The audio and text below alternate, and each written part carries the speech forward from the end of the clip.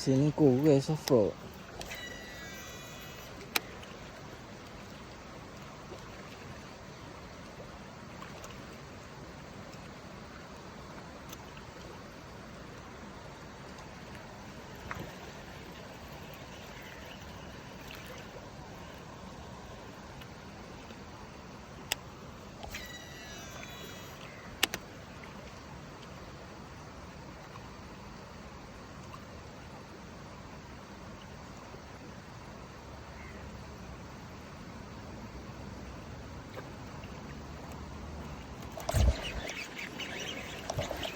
Alhamdulillah.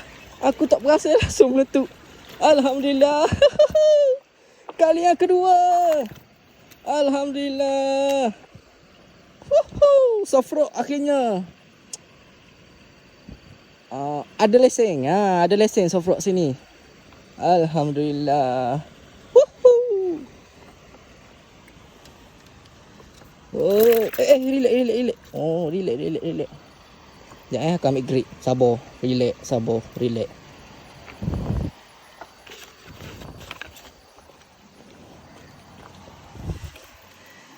Aku duduk tengok tas lain.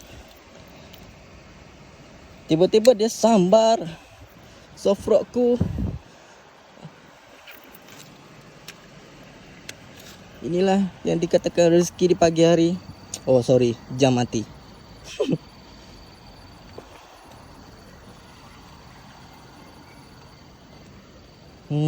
Alhamdulillah. Curut lah janji strike. Minggu lepas aku pau langsung tak ada. Alhamdulillah geng, rezeki. Soft rock. Mana soft rock tadi? Ni. Jep. Dia makan ESP Leko. Tu ESP. Tahu ESP.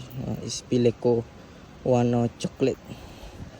Dia minat warna coklat. Alhamdulillah rezeki. Cun. Terbaik.